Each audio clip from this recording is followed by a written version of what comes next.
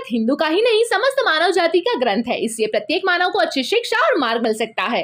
प्रत्येक मनुष्य को इसे पढ़ना चाहिए, क्योंकि महाभारत में जीवन से जुड़ा ऐसा कोई भी विषय नहीं है जिसका वर्णन ना किया गया हो और जिसमें जीवन का कोई समाधान न हो। इस ग्रंथ में देश, धर्म, न्याय, राजनीति, समाज, योग, युद्ध, परिवार, ज्ञान, विज्ञान, अध्यात्म और तकनीकी आदि समस्त विषयों का ज्ञान वर्णन मिलता है। आज के इस वीडियो में हम महाभारत के एक ऐसे प्रसंग के बारे में बताएंगे जिससे आज का मानव बहुत कुछ सीख सकता है। बात उस समय की है जब पांचों पांडवों को वनवास हो गया था। वनवास जाने से पहले पांडवों ने भगवान श्री कृष्ण से पूछा, हे श्री कृष्ण, अभी यह द्वापर युग का अंत चल रहा है, आप हमें बताइए कि आने वाले कलयुग की चलिए गति क्या और कैसी होगी। श्री कृष्ण जवाब देते हैं, मैं तुम्हें उसका सीधा सा उत्तर तो नहीं दे सकता, लेकिन हाँ, तुम पांचों भाइयों वन में जाओ और वन में जो कुछ भी दिखे मुझे आकर बताओ, मैं तुम्हें उसका कलयुग में प्रभाव बताऊंगा। इसके बाद पांचों भाई वन में चले गए। उन्होंने वन में जो देखा वह देखकर आश्चर्यचकित रह गए। आखिर उन्होंने वन में क्या देखा और श्री कृष्ण ने क्या जवाब दिया, यह जानने के लिए इसको अंत तक जरूर सुने। श्री कृष्ण के कहे अनुसार पांचों भाई अलग अलग दिशाओं में वन की ओर निकले। युधिष्ठिर भ्रमण पर थे। उन्होंने एक जगह पर देखा कि एक हाथी के दो सूंड थे। यह देखकर युधिष्ठिर के आश्चर्य का ठिकाना नहीं रहा। अर्जुन दूसरी दिशा में भ्रमण पर थे। कुछ दूर जंगल में जाने पर उन्होंने देखा, उसे देखकर वह भी आश्चर्यचकित रह गए। वहां पर देखा कि कोई पक्षी है जिसके पांखों पर वेदों की रचनाएं की हुई है और वह पक्षी मुर्दे का मांस खा रहा है। यह दृश्य देख अर्जुन कुछ समझ नहीं पाया। दोनों भाइयों की तरह भीम भी भ्रमण पर थे। उन्होंने जो देखा वह भी आश्चर्यचकित रह गए।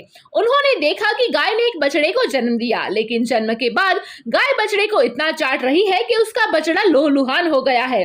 सहदेव भी भ्रमण पर थे। उन्होंने चौथा आश्चर्य देखा। उन्होंने देखा कि 6-7 कुएं हैं जिसमें पानी है और बीच का एक कुआं खाली है। बीच का कुआं काफी गहरा होते हुए भी फिर भी पानी नहीं है। घोर आश्चर्य हुआ, ऐसे कैसे हो सकता है। नकुल भी भ्रमण पर थे। उन्होंने एक आश्चर्यजनक घटना देख एक पहाड़ के ऊपर से एक बड़ी सी चट्टान लुढ़कते हुए नीचे आ रही है। वे कितने ही वृक्षों से टकराकर उसका नीचे गिरते हुए वे आगे बढ़ जा रही है। विशालकाय वृक्ष भी उसे रोक ना सके। इसके अलावा यह चट्टान कितनी ही अन्य चट्टानों के साथ टकराई, फिर भी वह उसे रोक नहीं सके। अंत में वह एक अत्यंत छोटे पौधे का स्पर्श होते ही स्थिर हो गई। इसके बाद पांचों भाई एकत्र हुए और शाम को भगवान श्री कृष्ण को अपने अनुभव सुनाए। सबसे पहले युधिष्ठिर ने कहा, मैंने तो पहली बार 2 सूंड वाला हाथी देखा। यह मेरे लिए तो बहुत ही आश्चर्यजनक था। भगवान श्री कृष्ण कहते हैं, धर्मराज, अब तुम कलिकाल का सुनो। कलयुग में ऐसे लोगों का राज्य होगा जो दोनों ओर से शोषण करेंगे, बोलेंगे कुछ और करेंगे कुछ, और मन में कुछ और होगा और कर्म कुछ और। ऐसे ही लोगों का कलयुग में राज होगा। तुम कलयुग आने से पहले तक राज्य कर लो। युधिष्ठिर के बाद अर्जुन ने कहा, मैंने जो देखा वह तो कहीं ज्यादा आश्चर्यजनक था। मैंने देखा कि एक पक्षी के पंखों पर वेदों की रचनाएं लिखी हुई है, पर वह पक्षी मुर्दे का मांस खा रहा है। श्री कृष्ण कहते हैं, कलयुग में ऐसे लोग रहेंगे जो बड़े ज्ञानी कहलाएंगे, विज्ञान की चर्चा करेंगे, लेकिन उनके आचरण राक्षसी होंगे। वह बड़े पंडित और विद्वान कहलाएंगे, किंतु यह देखते रहेंगे कि कौन सा मनुष्य कब मरे और हमारे नाम संपत्ति कर जाए। हे अर्जुन, संस्था के व्यक्ति विचार करेंगे कि कौन सा मनुष्य मरे और संस्था हमारे नाम पर हो जाए। हर जाति धर्म पर प्रमुख पदों पर बैठ विचार करेंगे कि कब किसका श्राद्ध हो और कौन कब किस पद से हटे और हम उस पर चढ़ जाए। चाहे कितने भी बड़े लोग हो, परंतु उनकी दृष्टि धन और पद के ऊपर ही रहेगी। ऐसे लोगों की ही बहुतायत होगी। अर्जुन के बाद भीम ने अपना अनुभव सुनाया। भीम ने कहा कि गाय अपने बछड़े को इतना चाटती है कि बछड़ा लहूलुहान हो जाता है। श्री कृष्ण कहते हैं कि कलयुग का मनुष्य शिशुपाल हो जाएगा। कलयुग में माओ के बच्चे के लिए ममता इतनी बढ़ जाएगी, उन्हें अपने विकास का अवसर ही नहीं मिलेगा। मोह माया में ही घर बर्बाद हो जाएंगे। किसी का बेटा घर छोड़कर साधु बनेगा तो हजारों व्यक्ति दर्शन करेंगे। यदि अपने बेटे ने साधु बनना चाहा तो रोएंगे कि मेरे बेटे का क्या होगा। इतनी ज्यादा ममता होगी कि उसे मोह माया और परिवार में ही बांध कर रखेंगे। उसका जीवन वही खत्म हो जाएगा।